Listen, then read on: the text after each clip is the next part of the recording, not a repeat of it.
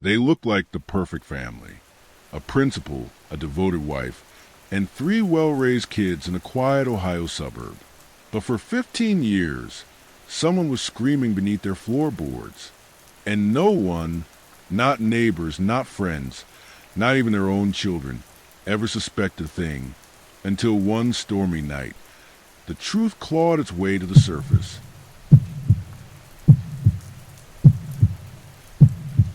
In the picturesque town of Bellview, Ohio, the Reynolds family were more than just neighbors. They were role models. Jeffrey Reynolds was the local high school principal, widely respected and charismatic. His wife, Dana, was the kind of woman who remembered every birthday on the block and ran the annual charity bake sale. Their three children, Michael, Aaron, and Emily, were equally admired. Straight-A students, no trouble with the law, church every Sunday. The kind of family that made others feel like they weren't doing enough. They lived in a colonial-style home with baby blue shutters, a white picket fence, and a yard so pristine it could have been on a postcard. It was the kind of house you'd never suspect harbored a horrific secret for over a decade. On March 8, 2023, a heavy storm hit Bellevue. Emily, the youngest Reynolds child, was returning from college for spring break. It was around midnight when she walked into the laundry room to grab a towel. The storm had knocked out the Wi-Fi and the power flickered. That's when she heard it, a soft thumping sound from behind the wall. It wasn't the washing machine. It wasn't pipes. It was a knock, 3 times. Soft, deliberate, confused and slightly unnerved. She followed the sound to a wall vent that had come loose. Behind it, to her disbelief, was a door, metal, cold, and locked from the outside. She called her brothers, who had also returned home for the break. Together, they pried open the sealed door. What they found changed the entire course of their lives and exposed a decade-long nightmare. Behind the door was a narrow staircase leading into darkness. The smell was suffocating, a blend of mildew, mold, and something unnameable. At the bottom was a small, windowless room. On the floor was a frail woman, malnourished, her hair unevenly chopped, her eyes dull and sunken. She was chained at the ankle to a bolt in the floor. Next to her was a mattress, so worn it looked like rotting paper.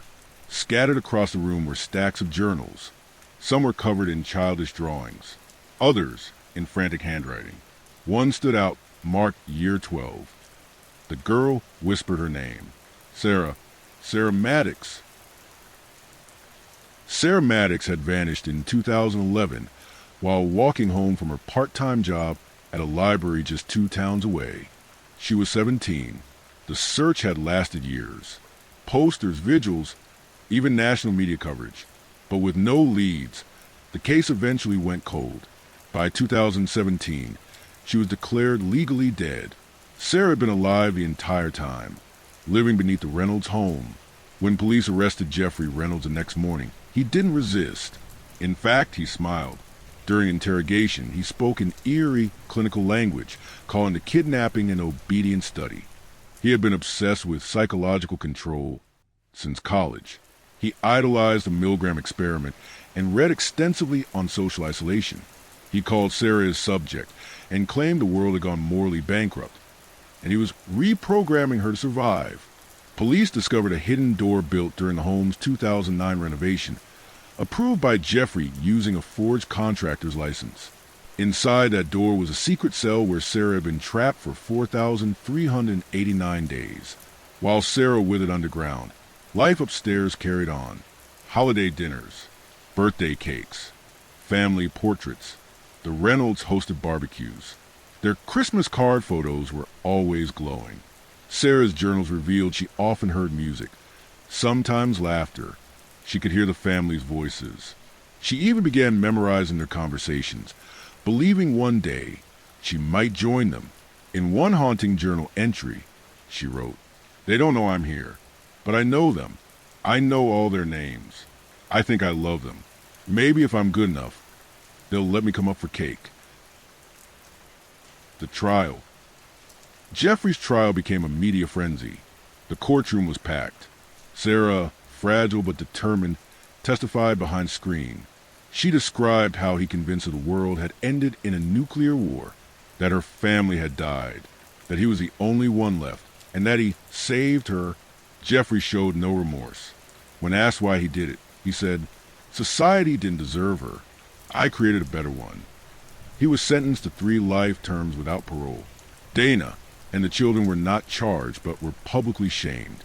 The court ruled there was insufficient evidence. They knowingly participated. Still, public opinion was merciless. Sarah now lives under state protection in a long-term rehabilitation center. She rarely speaks. She's learning how to use a phone, to walk without fearing punishment, to sleep with the lights off. In an interview, her therapist revealed that Sarah still refers to herself as Subject A. The Reynolds house has been demolished. On its site is a small community garden, where a bench bears the inscription, "For the unheard, the unseen, the forgotten." The Reynolds family moved out of state, changed their names, disappeared from public life. But some Bellview locals say that justice wasn't fully served. To this day, people debate, did Dana know? Did the kids hear her? Did they suspect and stay silent? In the end, it may not matter, because the scariest part of this story isn't what happened in the basement. It's how easy it was to live above it and never notice